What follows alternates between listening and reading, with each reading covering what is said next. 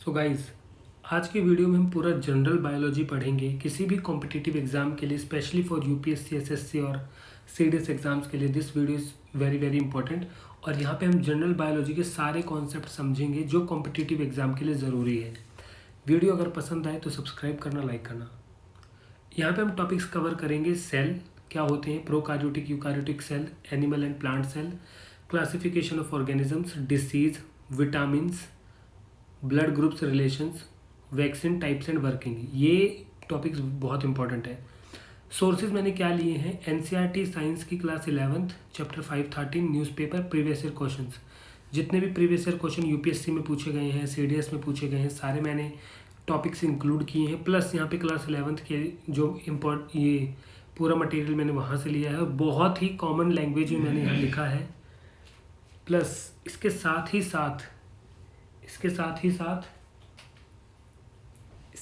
साथ मैंने इसमें class 6th 7th 8th 9th 10th 11 पूरा का पूरा 12th तक मैंने इंपॉर्टेंट टॉपिक्स कवर किए हैं। बट मेजर पार्ट यहाँ क्लास 11th का, दैट्स वाई मैंने यहाँ क्लास 11th मेंशन किया है।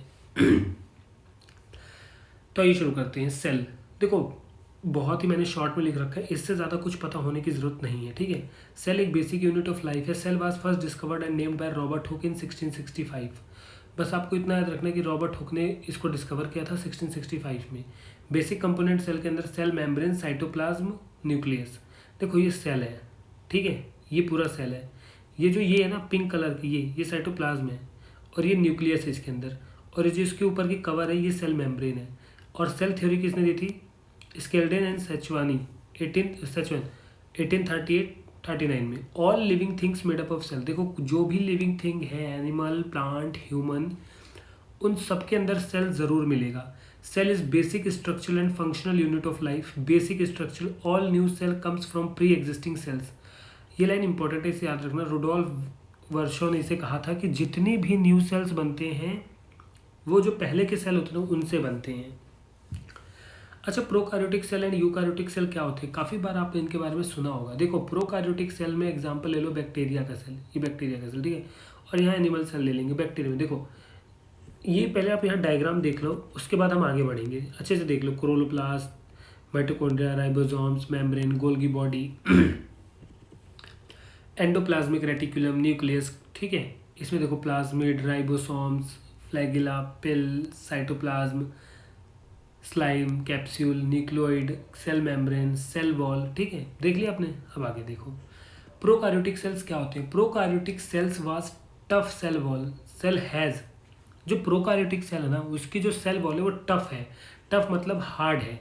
Eukaryotic animal cell is only surrounded by thin plasma membrane. लेकिन जो यूकार्योटिक है ना वो थिन प्लाज्मा मेम्ब्रेन से ऐसे सराउंडेड है। इसके अंदर जो प्रोकार्योटिक सेल है इसके अंदर जो न्यूक्लियस है ना वो वेल डिफाइंड नहीं है, ठीक है, नॉट वेल डिफाइंड। लेकिन it has a prominent nucleus in the centre. और इसके सेंटर में तो एक बेस्ट बहुत अच्छे से न्यूक्लियस है। इसमें देखो मेम्ब्रेन जो है वो bound cell organelles, membrane bound करती है सेल को, ऑर्गेनेल्स इसमें एब्सेंट है। Membrane less organelle, ribosome present. देखो यहाँ पे आप थोड़ा सा कंफ्यूज हो, ये 4 पॉइंट है टोटल, ठीक है। 1 मेम्ब्रेन बाउंड सेल, इसमें ऑर्गेनेल्स इसमें एब्सेंट होते हैं, मेम्ब्रेन लेस ऑर्गेनेल, ठीक है, राइबोसोम प्रेजेंट है। The cell organelles are present, इसमें सेल ऑर्गेनेल्स प्रेजेंट होते हैं इसमें, बट इसमें ऑर्गेनेल्स देखो यहाँ लिखा हुआ है एब्सेंट है, ठीक है। DNA is circular, DNA is linear thread like structure. देखो वैसे तो ह्यूमन डीएनए आपने देखा होगा यूं करके, सॉरी एक second, let me draw the diagram. देखिए जो ह्यूमन डीएनए होता है कुछ यूं होता है, यूं, ये ऐसे कुछ करके है ना, आपने देखा हुआ है। मैं आपको सर्च करके दिखा देता हूँ।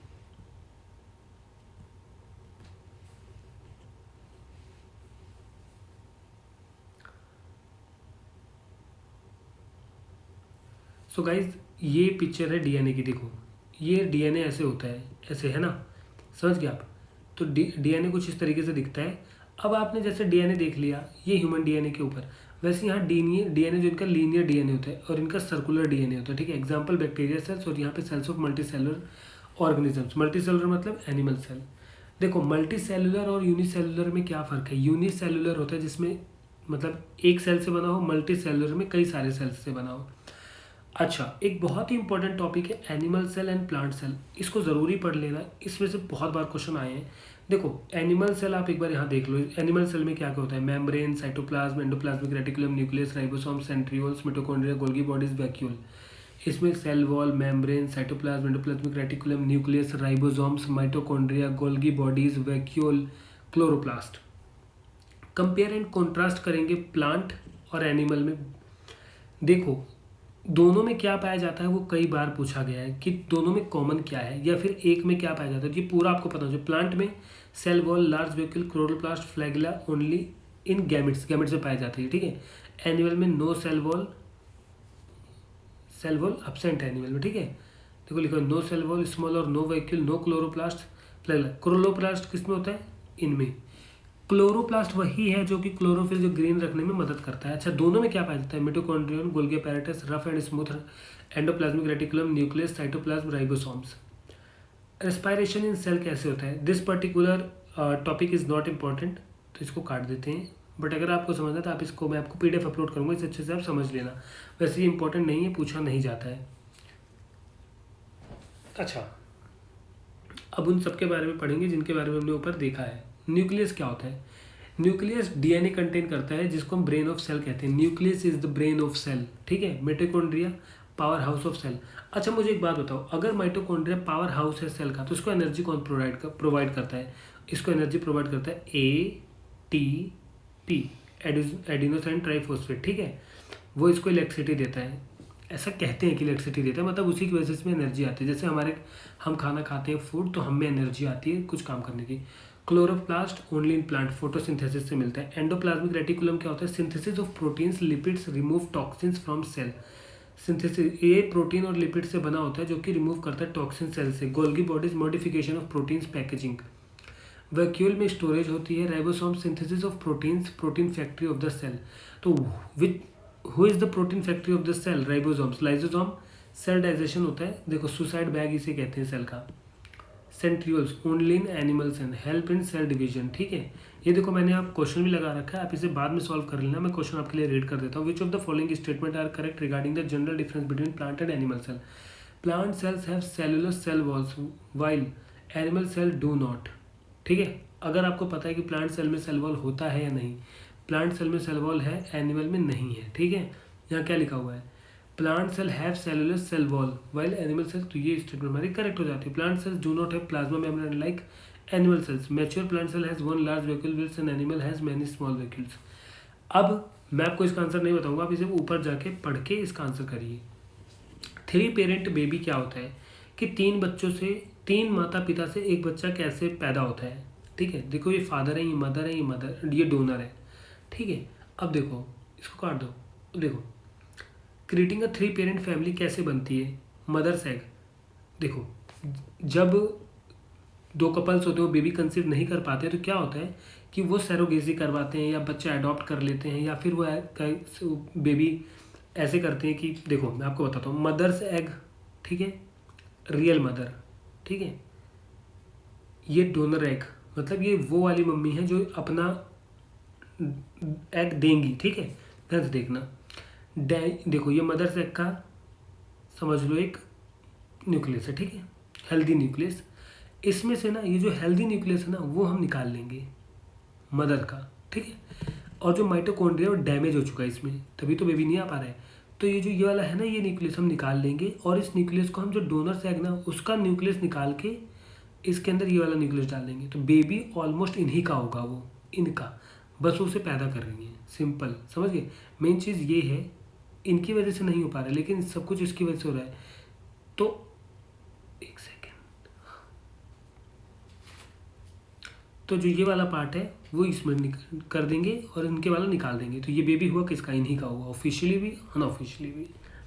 हेल्दी माइटोकॉन्ड्रिया इसके पास है ही, तो अब जो बेबी पैदा होगा वो इनका होगा। ये होता है 3 पेरेंट बेबी, मतलब इसे तीसरे का भी काम लगा है, ठीक है। समझ गए ये पूरा। अब देखो, healthy nucleus is extracted from mother's defective egg, nucleus removed from healthy donor egg and replaced with mother's nucleus, egg carrying genetic material of 2 women fertilised by male sperm and implanted into mother, ठीक है। Classification of organism देख लो, 5 kingdom में किया गया। Monera किसने किया था? R H. Whittaker in 1969। Monera unicellular prokaryotic, protista unicellular eukaryotic, prokaryotics eukaryotics. Fungi plantae animalia eukaryotics है पर मल्टी सेलुलर है। प्रोटिस्टा यूनिसेलुलर है, fungi plantae animalia multi cellular है। Organism prokaryotic eukaryotic. Monera prokaryotic, monera eukaryotic unicellular multi cellular. Unicellular protista, अच्छा multi cellular with cell wall. Phototrophic heterotrophic. Plantae fungi, without cell wall animalia. ये इनके मैंने diagrams रखे हैं, आप इन्हें अच्छे से देख लेना, ठीक है। और मैंने सब कुछ एनसीईआरटी से ही किया है, तो डरने की जरूरत नहीं है, सब कुछ मिल जाएगा अगर आप वहाँ ढूंढोगे तो। डिसीज़ क्या होती है? Any harmful deviation from the normal structure और फंक्शनल। अगर आप ठीक ठाक हैं और आप में कोई भी दिक्कत हल्की सी भी आ जाती है तो आप में डिसीज़ है। Communicable, non communicable. डिसीज़ एक एसिड, देखो ये वाला देखो, जब कोई डिसीज़ मेरे को अगर खांसी हो रखी है, आप मेरे पास खड़े हो तो आपको भी खांसी हो जाएगी, वो होती है कम्युनिकेबल डिसीज़। आप समझ लो एक बंदे को कैंसर है, अगर उसके पास कोई जाके खड़ा होगा तो उसे कैंसर नहीं होगा क्योंकि वो कम्युनिकेबल नहीं है। अच्छा, जो कम्युनिकेबल होते हैं पैथोजन से बनी होती है, जैसे बैक्टीरिया। जैसे अगर मैं खांस रहा हूँ तो मेरे अंदर कुछ ऐसा वायरस होगा जो आप तक पहुँचेगा। कोविड-19 एक ऐसी यही बीमारी है जो हम एक दूसरे से फैल जाती है, तो पैथोजन से हो रही है। लेकिन जो नॉन कम्युनिकेबल जैसे कैंसर है, वो cause by deficiency of nutrients. कोई चीज़ कमी हो जाती है तभी तो होता है। Person to person transmission possible, वही ये छुआछूत से हो जाता है, ये इसमें ऐसा कुछ नहीं होता है। एग्जाम्पल देख लो, malaria. Malaria is a communicable disease, इसे आप याद रखना है। ऐसा मत सोचना कि मच्छर काट रहा है तो नहीं होगा, भैया वो कम्युनिकेबल है। AIDS, cold, tuberculosis. और एग्जाम्पल देख लो इसका, कैंसर, एलर्जी, डायबिटीज़। एक बात याद रखना, एड्स जो है ना वो एक पेंडेमिक डिसीज़ है। जो एड्स है वो एक पेंडेमिक डिसीज़ है, पेंडेमिक, ठीक है।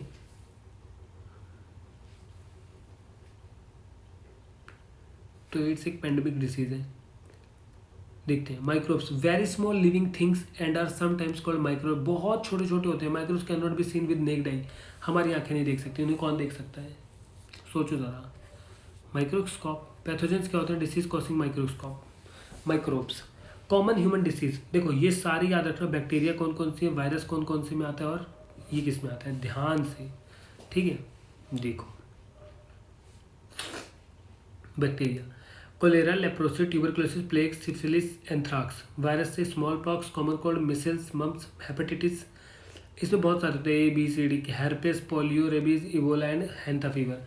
पास्थोवेक्टर, chikungunya, dengue, yellow fever, Zika virus, malaria, Japanese encephalitis, lymphatic paralysis. अच्छा, एयर बॉर्न डिसीज क्या होती है? Common cold, pneumonia, tuberculosis. Water borne disease, cholera, amoebiasis. Sexually transmitted syphilis, AIDS, hepatitis B भी कर सकते। Throw vectors, anopheles, mosquitoes, vectors of malaria.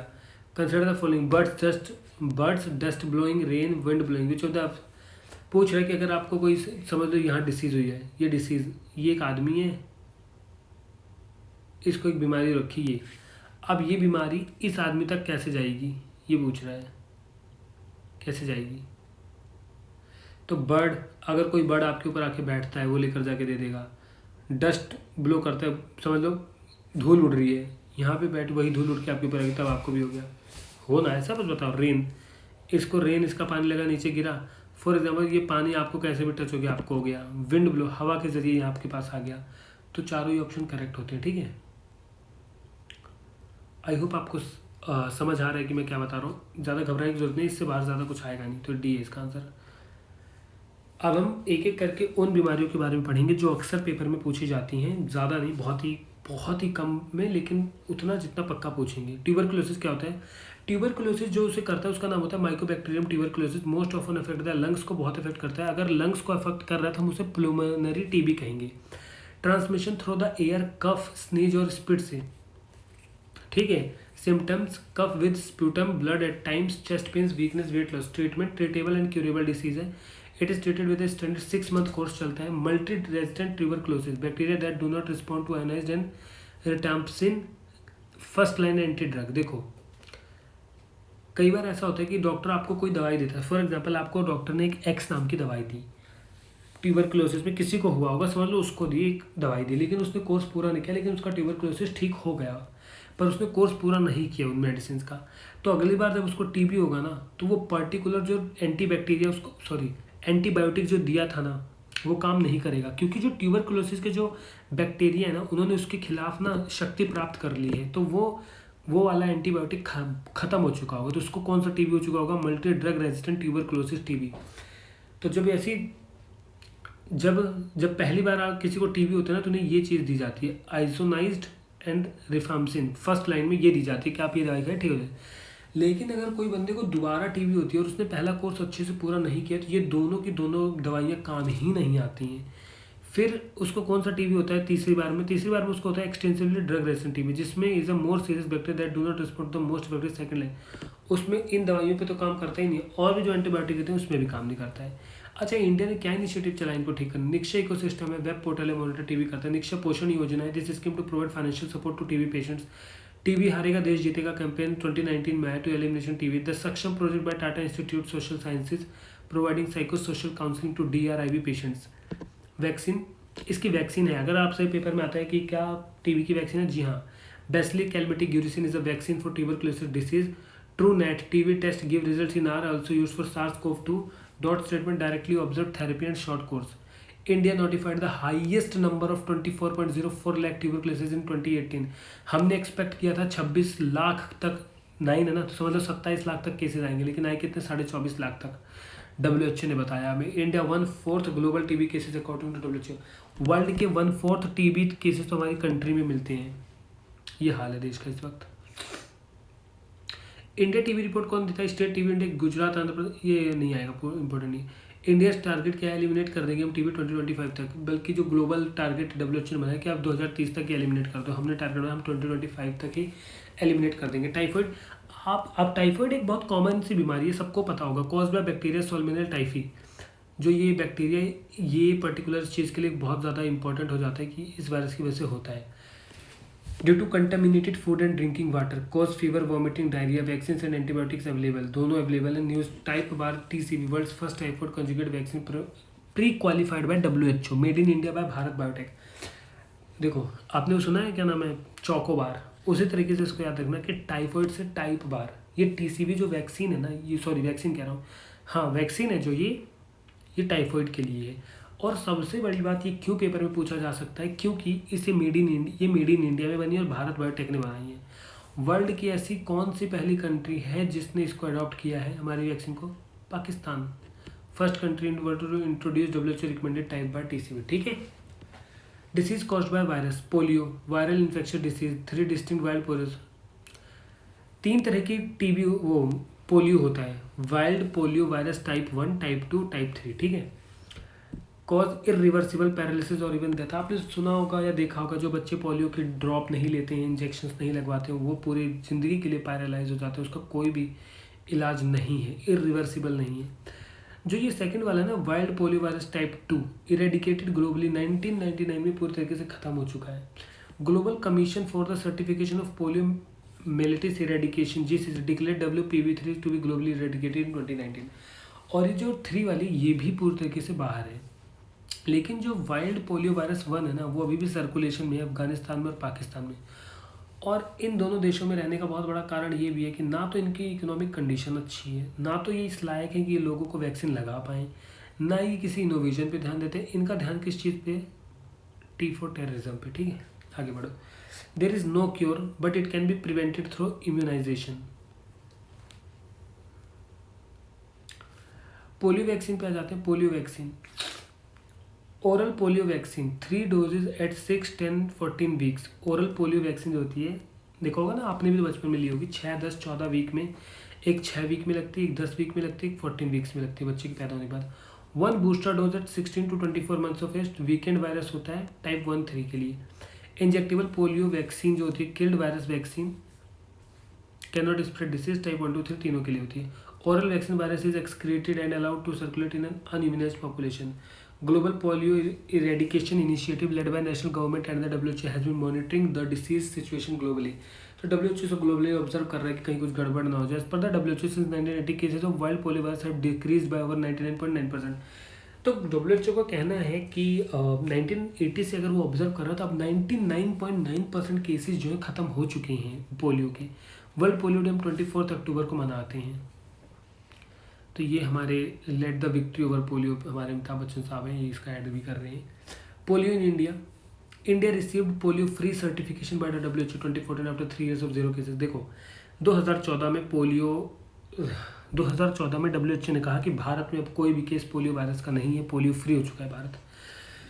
लेकिन फिर क्या हुआ, the last case detected in 13 जनवरी 2011 में फिर से एक बार लास्ट केस डिटेक्टेड इन 13, जो हमने लास्ट केस देखा था 2011 में हमने देखा था, 2014 में पूरी तरीके से मुक्त हो चुका था भारत।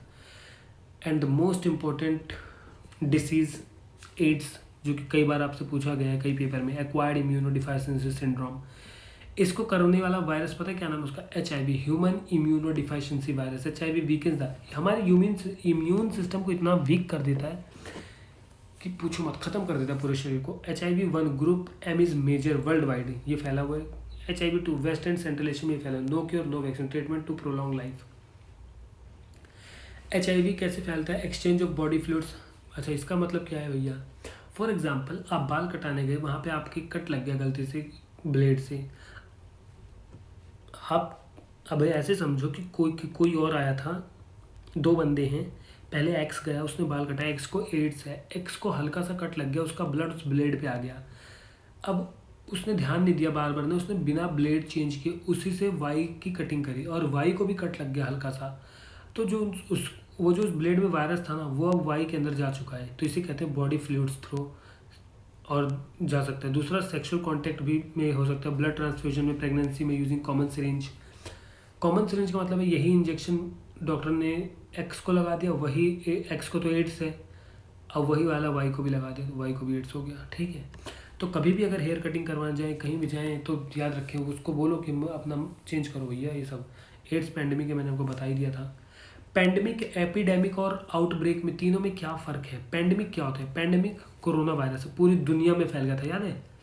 अच्छा एपिडेमिक क्या होता है फिर, एपिडेमिक होता है किसी एक रीजन में बहुत ज़्यादा हो, बहुत ज़्यादा मतलब नॉर्मल हो, देखो एपिडेमिक जैसे चाइना में यहाँ फैला हुआ है। अच्छा आउटब्रेक क्या है, एक पर्टिकुलर जगह पे बहुत एक्सट्रीम लेवल पर बढ़ गया, ये है आउटब्रेक, वहाँ पे तो बहुत तेज़ी से बढ़ गया है।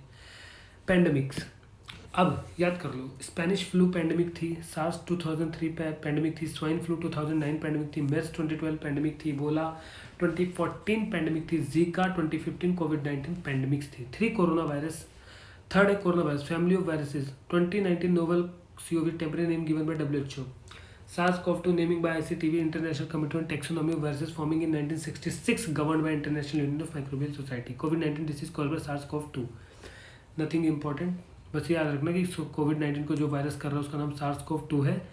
And this particular chronology you need to learn, तो इसे अच्छे से याद कर लेना। SARS-CoV-2 का स्ट्रक्चर देख लेते हैं, ये इसका स्ट्रक्चर है, स्फेरिकल शेप में होता है, साइज होता है 50 से 200 नैनोमीटर, RNA जेनेटिक मटेरियल है इसमें, ठीक है, ribonucleic acid, RBD receptor binding domain on spike ACE2 on host cell, ठीक है, envelope protein, membrane protein, nucleoplasmid protein, spike protein, lipid protein, membrane, ACE2, TMP RSS2 host cell, ठीक है। अब देखते हैं hepatitis. Hepatitis means inflammation of the liver, liver में सूजन हो जाना, कोजेज हैवी अल्कोहल यूज जो करते हैं, toxins, some medications and certain medical conditions can cause hepatitis, usually caused by group of viruses known as hepatotropic. तो जो हेपाटोट्रोफिक होता है उसकी वजह से ये हेपेटाइटिस होता है, लीवर डायरेक्टेड इसमें इन्फेक्ट किया जाता है, करा होता है वायरस के द्वारा। 5 तरह के हेपेटाइटिस हैं, ABCDE। There are vaccines to prevent hepatitis A and hepatitis B. However, there is no vaccine for hepatitis C.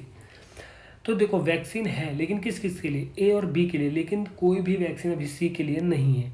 Treatment क्या है, hepatitis A and E are self limiting diseases. देखो जो हेपेटाइटिस A है और E है वो खुद ही ठीक हो जाता है, and require no specific antiviral medications, तो उसमें कोई भी एंटीवायरल मेडिकेशंस की जरूरत नहीं पड़ती है, ठीक है। For hepatitis B and C, effective medications are available. WHO's global issue which aims at eliminating viral hepatitis by 2030 तक कह रहा है कि हम भगा देंगे हेपेटाइटिस को इस दुनिया से, ठीक है। आगे बढ़ते हैं। Theme for the year 2021 is hepatitis can't wait with a strong focus on preventing hepatitis B among mothers and newborns। क्या रहा है 2021 में क्या थीम थी, हेपेटाइटिस कांट वेट, ठीक है। यहाँ देखते हैं, यहाँ को कुछ चीज़ इंपॉर्टेंट नहीं है। यहाँ देखो, automated coronavirus testing device named Cobas 68 was launched, which can also detect viral hepatitis B and C. तो Cobas 6800 क्या है, ये पेपर में ऐसे आ सकता है। Cobas 6800 recently said in news, और पूछ लेंगे क्या है ये, व्हाट इज इट, तो आपको बताना है automated corona virus testing vaccine. तो जो वैक्सीन को टेस्ट करने में काम आ रहा था, वही डिवाइस है जो कि वायरल हेपेटाइटिस बी और सी को भी कर रहा है। बी और सी याद रखना, ए बी, वो ए ई कई बार दे देते हैं, बट वो बी एंड सी ही होगा। Only for 4 diseases, HIV AIDS, TB, hepatitis. World health organisation officially endorses them. इनके लिए दिखाया कि यार ये बहुत चिंता की बात है। यहाँ पे मैंने आपको बहुत सारे PYQ दे रखे हैं, 1 2, मतलब 2 तो हैं, नीचे मैंने बहुत सारे दे रखे हैं, तो ये आप खुद सॉल्व करिएगा। मैं आपको PDF अपलोड कर दूंगा टेलीग्राम चैनल पर, वहाँ से आप इसे एक्सेस कर लेना। अब यहाँ पे आते हैं influenza target severity. Type A avian flu virus humans and animals को टारगेट करते हैं। Severe extreme harmful epidemic type A में। टाइप बी ह्यूमन्स में ही रहते हैं। देखो जो टाइप ए होता है उसमें ह्यूमन और एनिमल दोनों होते हैं, लेकिन जो टाइप बी और टाइप सी उसमें ह्यूमन्स ही होते हैं। Common less severe occasionally very harmful non pandemic mild rare no epidemic. आगे देखो, इन्फ्लुएंजा ए वायरस को हमने और ज़्यादा डिवाइड कर दिया है। तो इन्फ्लुएंजा ए वायरस को हमने और ज़्यादा डिवाइड कर दिया किस में, H1 H2 H3 marked as swine flu, ठीक है। H1 H2 H3 H5 H7 marked as bird flu, avian flu. देखो पहले तो इतना याद रखना, 1 2 3 स्वाइन फ्लू है, 4 नहीं है कुछ भी, 5 7 9 6 भी कुछ नहीं है, 5 7 9। अच्छा 3 के बाद आपको क्या करना है कि आपको याद रहे, ऑड नंबर ले लो, 4 7 9, ठीक है, ऑड ले लिए। जो ऑड नंबर है वो है एवियन फ्लू, जो शुरू के 1 2 3 वो है स्वाइन फ्लू, ठीक है। Influenza viruses are classified into sub types based on 2 surface proteins, haemagglutinin HA and neuraminidase. Avian influenza virus, avian मतलब इसकी बात करें बर्ड वाले की, ठीक है, याद रखना, भूलना नहीं है, कुछ भी अगर आप भूले तो पेपर में सब खराब।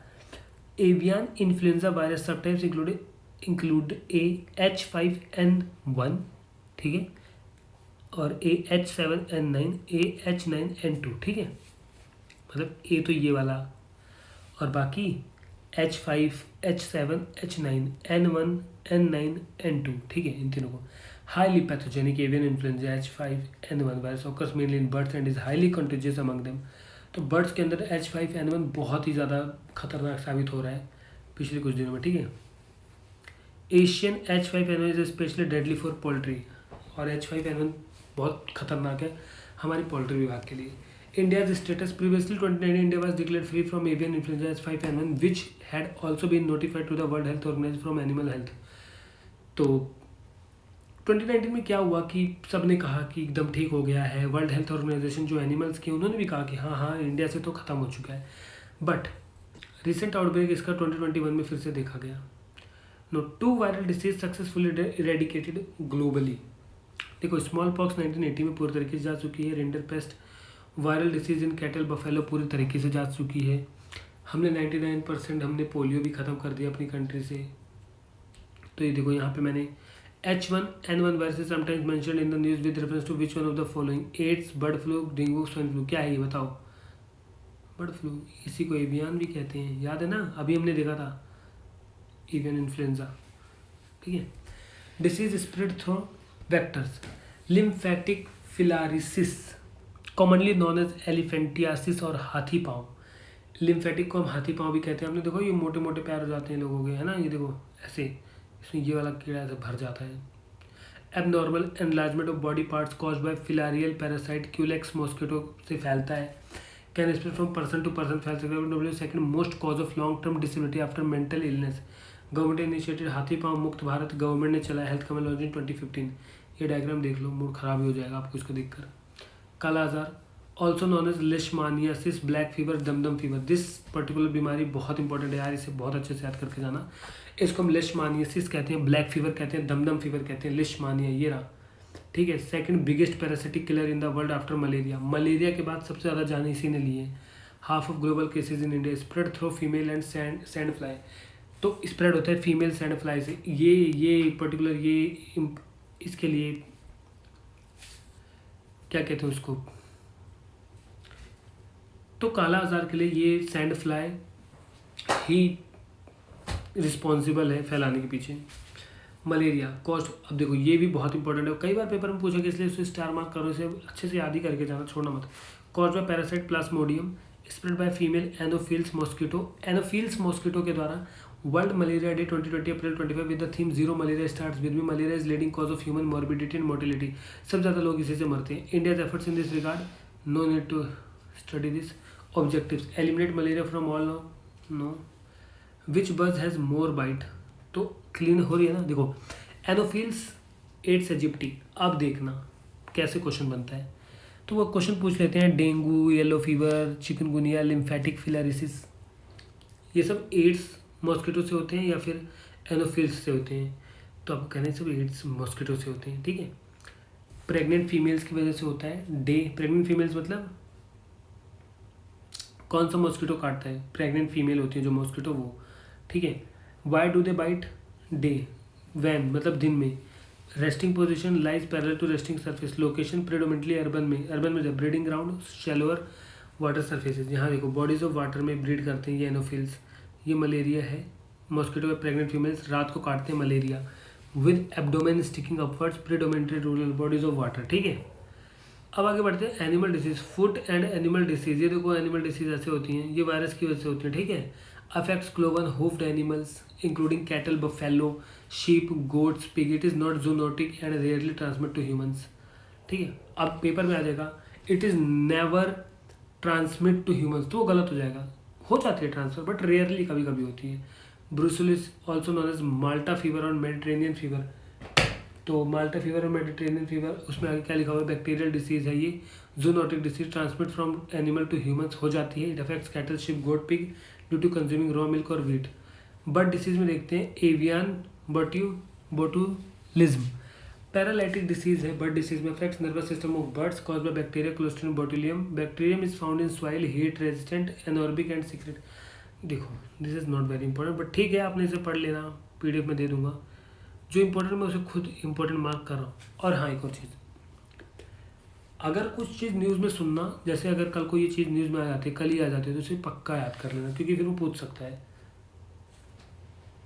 विटामिन में देख लो, विटामिन एक ऑर्गेनिक नॉन प्रोटीन सब्सटेंस होता है that is required by organism for normal metabolic function but can not be synthesised in sufficient quantity by that organism. तो विटामिन का खेल तो आप जानते हैं, विटामिन डी की कमी हो गई तो जो बोन्स हैं वो कमज़ोर हो जाती हैं। विटामिन के की कमी हो गई तो ब्लड क्लॉटिंग ख़राब हो जाती है, नहीं रुक पाती है। तो देखो ये याद रखना कि कौन सा वाटर सॉल्युबल है। तो वाटर सॉल्युबल है बीसी, दिल्ली में तो बहुत फेमस है बीसी, तो याद रखना ये वाटर सॉल्युबल है। अच्छा फैट सॉल्युबल कौन से, एडिक। इसके ट्रिक याद करने की, ADEK, जिसे हेडेक होता है ना वैसे याद रखना एडिक। तो विटामिन ADEK ये फैट सॉल्युबल है। अच्छा इनमें ये पर्टिकुलर रट के जाना क्योंकि पूछ लेता है विटामिन B1 की कमी से क्या होता है, बेरी बेरी।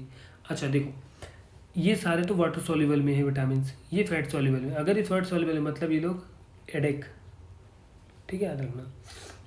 देखो थायामाइन से क्या होगा, अगर B1 की कमी है, थियामाइन की कमी है तो बेरी बेरी होगा।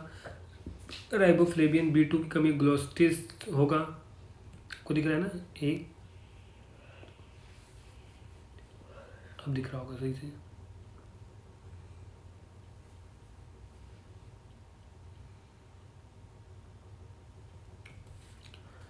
तो बेरी बेरी जो बेरी बेरी है वो थायमाइन B1 से होता है, B2 की कमी से ग्लोसिटिस होता है, नियासिन B3 की कमी से होता है पेलाग्रा, देखो यहाँ B3 की कमी से होता है पेलाग्रा। एनीमिया पायरोडोक्सिन B6 की एनीमिया होता है, एनीमिया वैसे आयरन की कमी से भी होता है ना। Cobalamin B12 pernicious anaemia. Folic acid B9 anaemia. Pantothenic acid burning feet. Biotin nerves disorders. Ascorbic acid vitamin C scurvy. Retinol vitamin A, eye and skin disease होती है, नाइट ब्लाइंडनेस हो जाती है। विटामिन डी की कमी से rickets, fragile bones. Vitamin A की कमी से fertility disorder, sterility in males, absorption in females. के की कमी से ब्लड क्लोटिंग, ठीक है।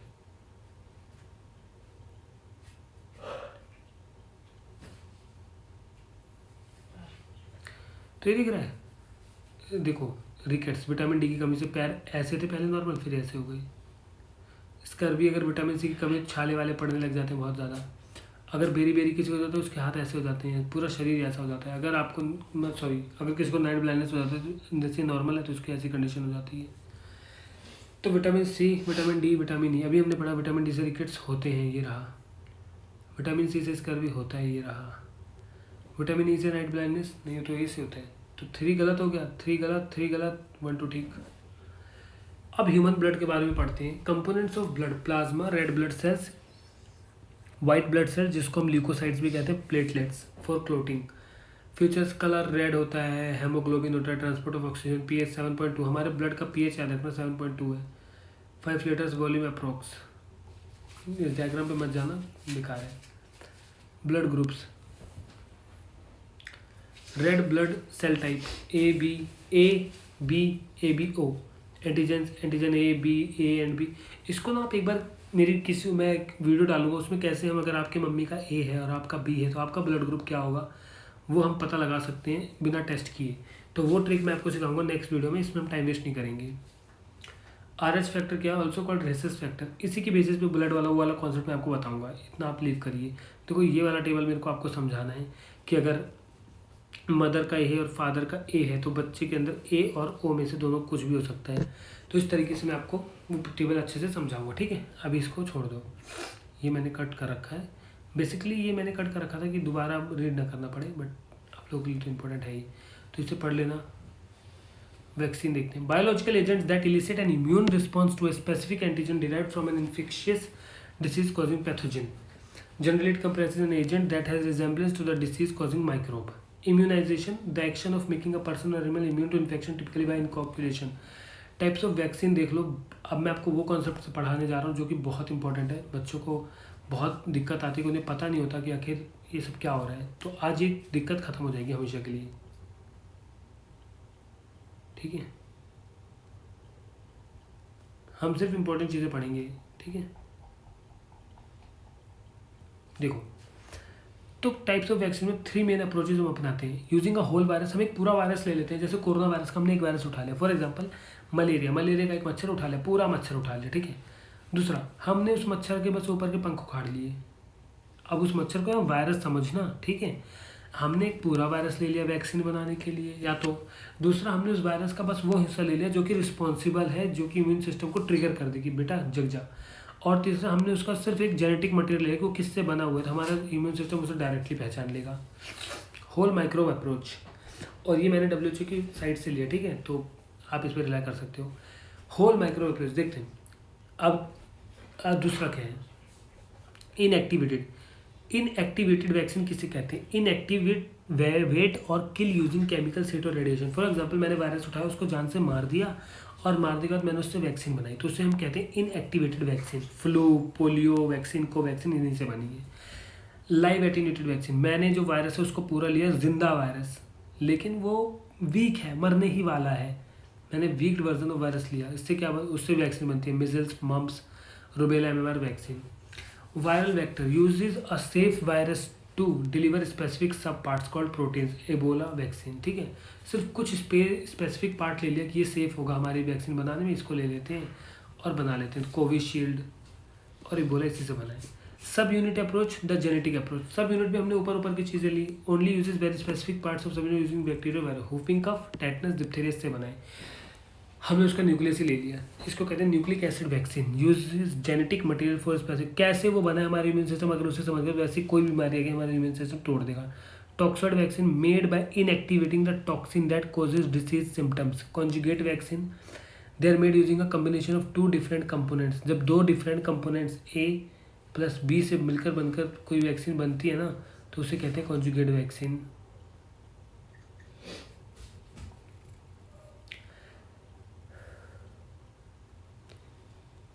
लीव ये देखो, आपने अभी वैक्सीन नहीं लिया और आप कोई बीमारी चल रही है, ठीक है, तो आपका इम्यून कैसे रिस्पॉन्स करेगा, प्राइमरी इम्यून रिस्पॉन्स। पहले तो उसको लगा कुछ आया, वो हल्का सा बीट करेगा, फिर एक ऐसा टाइम आएगा जब उसको लगेगा यार कुछ ज़्यादा दिक्कत हो रही है, तो क्या करेगा, वो इस रिस्पॉन्स को बढ़ा देगा और आपको सेव करने की कोशिश करेगा। यहाँ रिस्पॉन्स बहुत तेज़ होता है। वहीं पे जब आपने वैक्सीन ले ली तो क्या होगा, फर्स्ट वैक्सीनेशन पे वो उठने की कोशिश करता है, प्राइमरी इम्यून रिस्पॉन्स देखता है। सेकंड वैक्सीनेशन पे वो क्या करता है, एक तगड़ा फिर से लेता है सेकंड इम्यून बूस्टर पे। फिर जो थर्ड, फिर वो नीचे नीचे जा रहा होता है, फिर एक बूस्टर डोज लगाते हैं। जैसे कोरोना की थर्ड बूस्टर डोज लगी ना, वैसे एनुअल बूस्टर उसे कहते हैं, ये बहुत तेज़ी से बढ़ता है। ठीक है, this is not important. Antibody, an antibody also known as immunoglobulins. It is Y-shaped protein, helps to identify and neutralize foreign substances such as pathogenic bacteria and viruses, antigens. Types of immunoglobulins. देखो this particular not important, but मैं आपको ऐसे ही आप यहाँ पढ़ लो। IgE का मतलब responsible for allergic reactions. IgM कुछ आपके पेपर में नहीं पूछेंगे, मैंने सिर्फ अंडरस्टैंडिंग के लिए से लगा रखा था, मुझे लगता है कि इसे पढ़ने की ज़रूरत है। प्लाज्मा कोल्सेंट थेरेपी नॉट इम्पॉर्टेंट, ये मैंने यहाँ पे ये लगा रखा है, आप इसे पढ़ लेना अच्छे से। ठीक है, तो इसी के साथ आपका बायोलॉजी खत्म हो जाता है, जनरल बायोलॉजी। इसके अलावा आपको कुछ नहीं पढ़ना है। आई होप आपको वीडियो पसंद आया होगा। Thank you.